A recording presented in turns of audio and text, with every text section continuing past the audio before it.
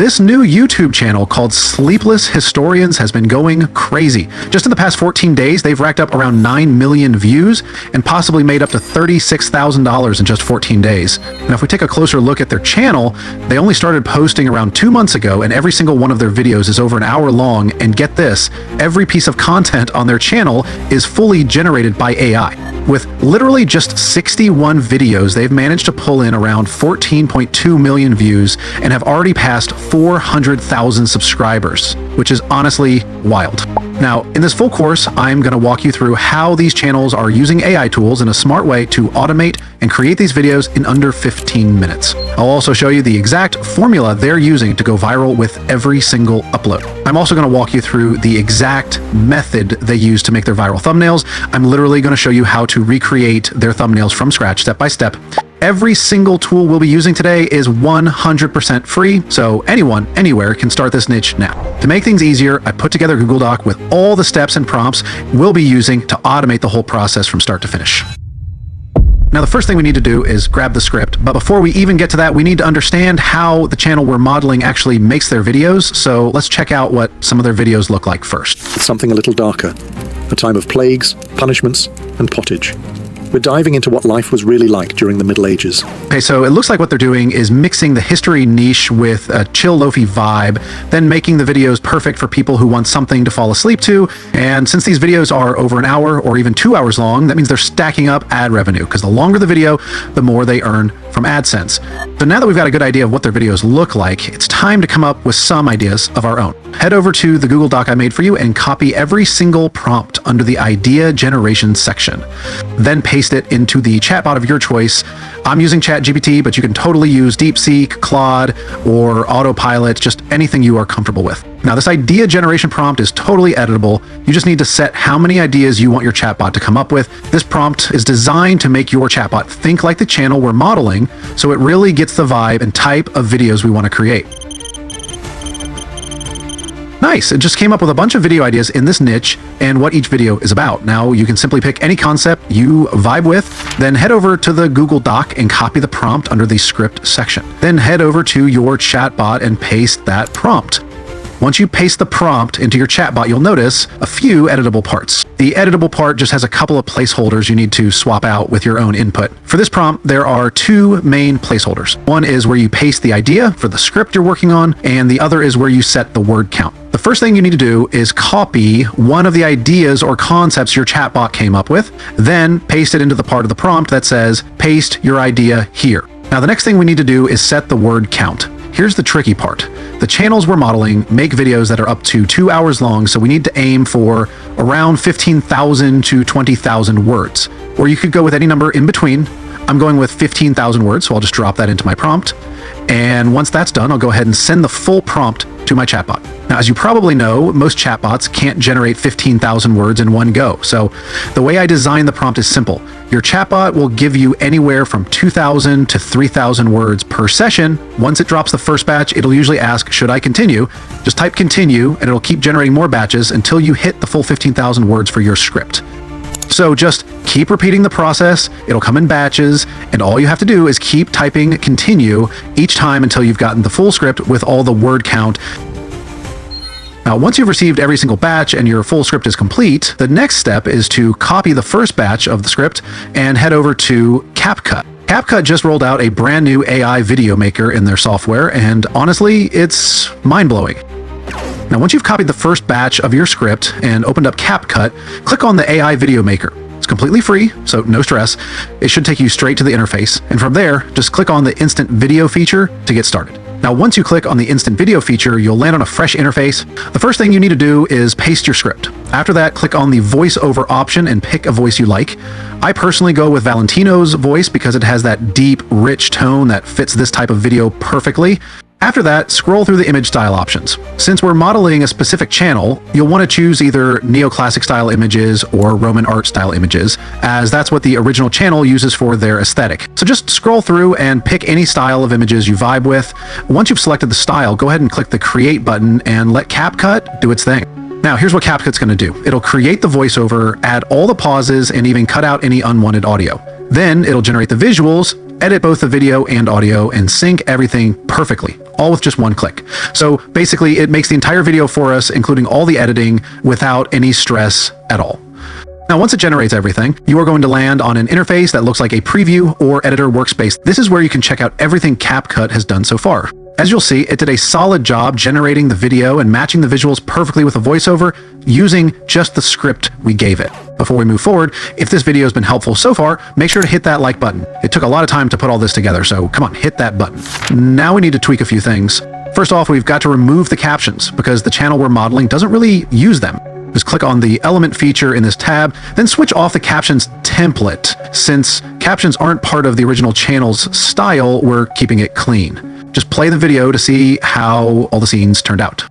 One more cool thing about this new CapCut feature is that if you see any part or image you don't vibe with, you can just regenerate it. Just click on the image you want to regenerate, and a menu like this should pop up. Now, just pick the image style you want the new image to be in. Remember, we are going with neoclassic or Roman art. So once you choose the model or style, go ahead and click Regenerate. CapCut will automatically generate a new set of 4 different image options for you to pick from. Just choose the one you like best and hit Add to Scene. That will make CapCut swap the new image in and replace the old image. You can just preview the whole video to see how everything looks and flows together, and if anything feels off, you can still tweak the visuals. Now, once everything looks good and flows the way you want, the next step is simple. Just click the export button, choose your resolution, 1080p at 30 FPS is perfect, then give your video a name, something like Part 1, since it's the first batch of your script, and hit Export to save it. Now, this batch gives you around 10 minutes of footage, but since the channel we're modeling makes videos that are up to an hour long, you'll need to repeat this process about 4 or 5 times.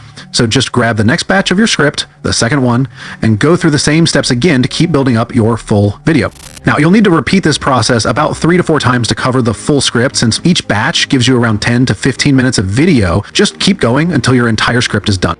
Now, once you're done with all the batches, it's time to import every single one you created one by one into CapCut. You'll bring them all in so you can start stitching everything together into one full video. What I like to do is keep all my files organized in one folder, so I just import that entire folder into CapCut. Then I open the folder inside CapCut and drag each file onto the timeline in the exact order I made them.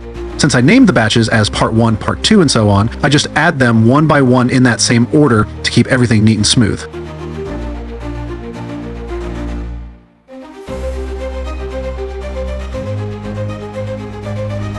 Perfect. Once you've added all the parts to the timeline, you should have around 1 hour to 2 hours of footage. For us, it came out to about 1 hour 30 minutes. Since CapCut's AI video maker already handled most of the editing, the visuals and audio already look great, so now we are simply merging everything to make the video as long as needed. We can also throw in some effects and sound designs. The first thing we need to drop in is the fire burning overlay. It's a signature element the channel we're modeling consistently uses, with flames subtly running throughout the entire video.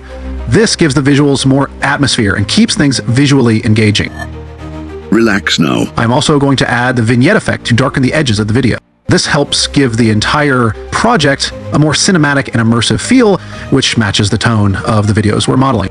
One more thing, the channel we are modeling always does is add a subtle background track of firewood burning or fire crackling. They keep the volume low, like around 10 to 20%, and it works super well to create a chill, cozy vibe that helps people relax or even fall asleep. Now, you can either grab your sound effects straight from CapCut by searching for the one you want in the sound effects tab, or you can head online to sites like pixabay.com to download free sound effects. Totally up to you, but honestly, you'll probably find longer clips on Pixabay. So honestly, it's just smart to get your sound effects from outside sources. It gives you more freedom to play around and get the exact vibe you're going for. Now, once you download the sound effect, just drop it into CapCut and lower the volume a bit. Then you'll need to duplicate it and spread it out across the timeline so it plays all the way through your 1 or 2 hour video. Simply copy the clip, which is your fire crackling sound effect, and keep pasting it across the timeline. Okay, now your final result should look something like this. Our story today begins in a secluded mountain village where moonlight weaves silver threads across sloping rooftops and ancient stone paths. In this village, nestled among whispering pines and craggy peaks, lives a humble candlemaker named Thomas. As you settle deeper into comfort, envision the faint scent of beeswax and tallow in the cool nighttime air. Let your mind's eye wander to a small workshop where a single window glows with a tender, wavering light. Inside that workshop, the air is still but for the gentle crackle of a hearth. Feel the warmth of that hearth as if it were your own, the soft glow reflecting across wooden beams and earthen walls. Tomas moves with deliberate grace. Now, one more thing we could do is add some smoke effects. We don't need to overdo it, just drag them in here and there, since the channel we are referencing uses them too. Just search for smoke effect and try a few out. Drag the ones you like onto the timeline and play around with how they look.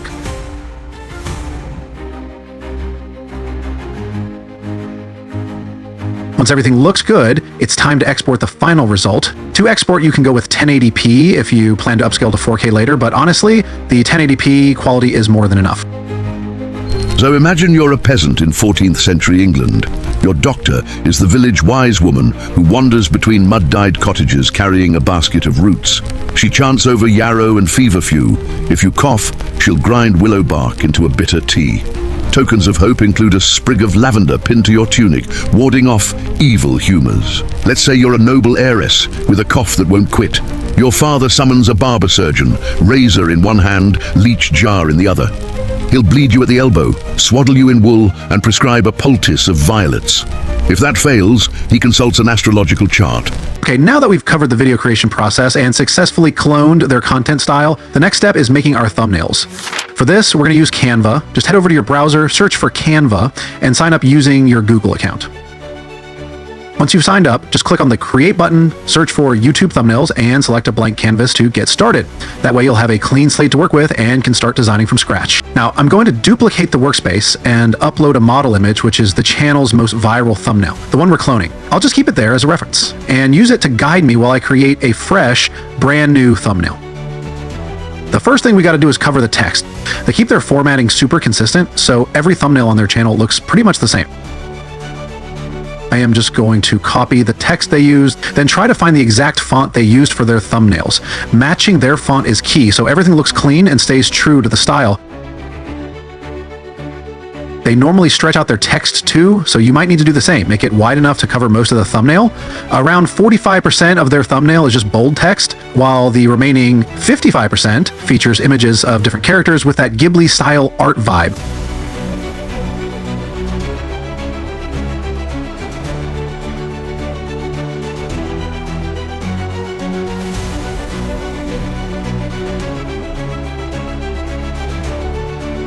After you're done with the text, it's time to focus on the images. For that, you can just take a screenshot of any part of the video you like, since the video was made using your AI CapCut video maker. It's basically all still images anyway. Just grab a clean screenshot, import it into Canva, and drag it onto your workspace. Now, once you import it into your workspace, the next step is to remove the background. You can just use Canva's built-in background remover to do that. It's super easy. This way, you're left with just the character. For this example, I'm working with an old lady character, since the video is about historical healers, specifically women. I will just adjust everything to make sure the layout looks clean and balanced on the thumbnail. Now, you can totally repeat this process as many times as you want, because they usually use multiple images or objects in their thumbnails. So if we're really trying to replicate their style, we'll also need to add several visuals to our own thumbnail to match that same look and feel.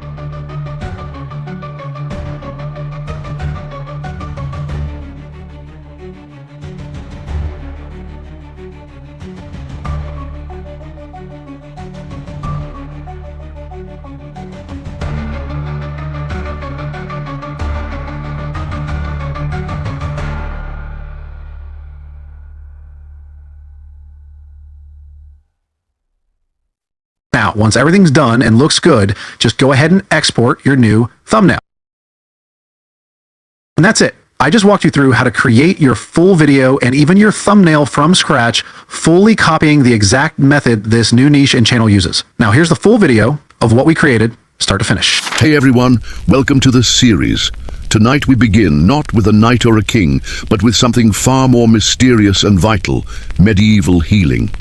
If you enjoy this deep dive, please like the video and subscribe. Let me know in the comments where you're watching from. Now, dim the lights, maybe light a beeswax candle, and let the soft rustle of parchment guide you. So imagine you're a peasant in 14th century England. Your doctor is the village wise woman who wanders between mud-dyed cottages carrying a basket of roots. She chants over yarrow and feverfew. If you cough, she'll grind willow bark into a bitter tea. Tokens of hope include a sprig of lavender pinned to your tunic, warding off evil humors. Let's say you're a noble heiress with a cough that won't quit. Your father summons a barber surgeon, razor in one hand, leech jar in the other.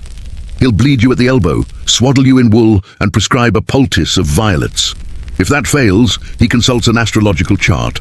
Is Mars in retreat? He might adjust your diet. No more roast boar, only pottage. You finally stumble into a monastery's herb garden. Here, Benedictine monks tend physic gardens, chicory, comfrey, and mandrake. Sister Eliana, a nun rumored to whisper prayers of Salerno, blends honey and crushed mint to staunch bleeding. When the Black Death looms, she defies the Inquisition, slipping boiled rosemary leaves into dying hands. Her compassion becomes legend. At harvest festivals, wandering apothecaries peddle miracle balms beside falconers, but not all are benign. A healer accused of witchcraft might be chased out of town, her mortar shattered. Yet knowledge survives, in recipes scribbled on vellum, shared in hushed tones, and in women's hands that learn which herbs ward off fever. In a world without modern hospitals, healing was as much art as faith, a tapestry woven from earth, prayer, and courage. Thank you for joining me. If you enjoyed this episode, please like and subscribe. We'll see you next time.